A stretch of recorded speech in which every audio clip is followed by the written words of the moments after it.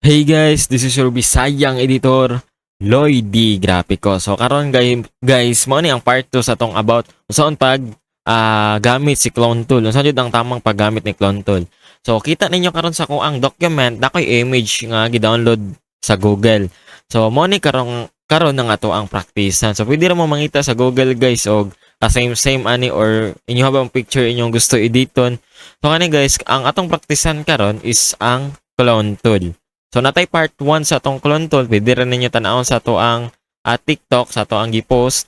So karon mo na ni ato ang part 2 sa ato ang clone tool. So una sa tanan guys, i-unlock sa ako na akong layer. Kita ninyo naka-lock ako ang layer. Na siya icon nga lock. So unlock na ko, na-click na ko ni. Okay din human. Select na ko ako ang clone tool. So asa ma-locate si clone tool, nasa diri guys. Mo na siya. Si clone stamp tool. Okay, select na ko na siya. Then, zoom out na nako. So, diri guys, di ba kita ninyo na yapak diri? Yapak sa tiil. So, ana guys, ato aning i-remove gamit ang ato ang clone tool sa unsaon. So, unang-una, atong i-select sa ato ang clone tool. I-unlock sa akong layer.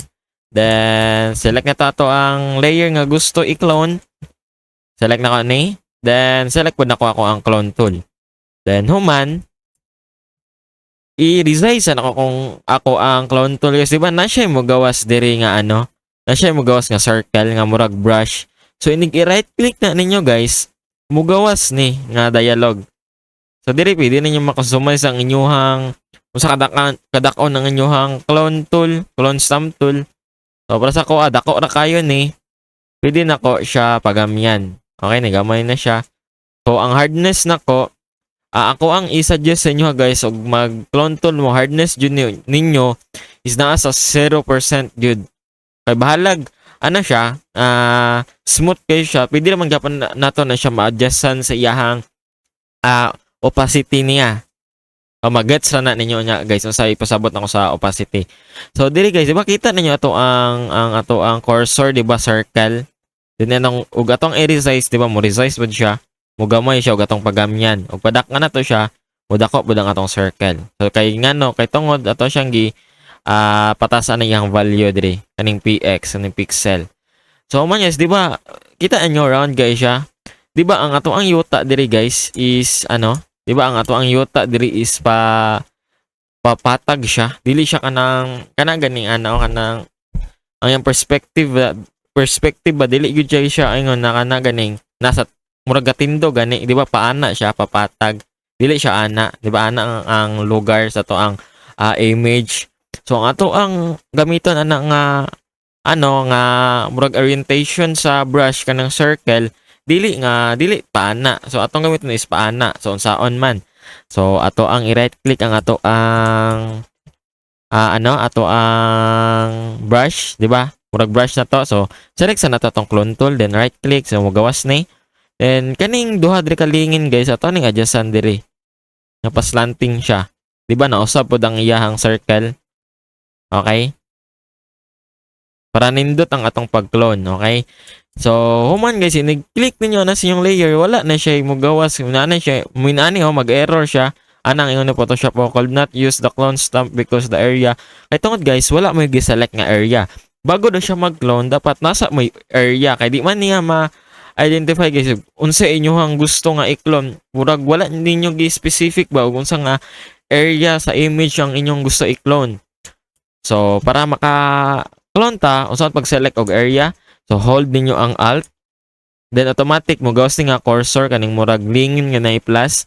So select mo area diri sa ato ang sand. Okay, select ko diri nga part kay kini man akong unahon.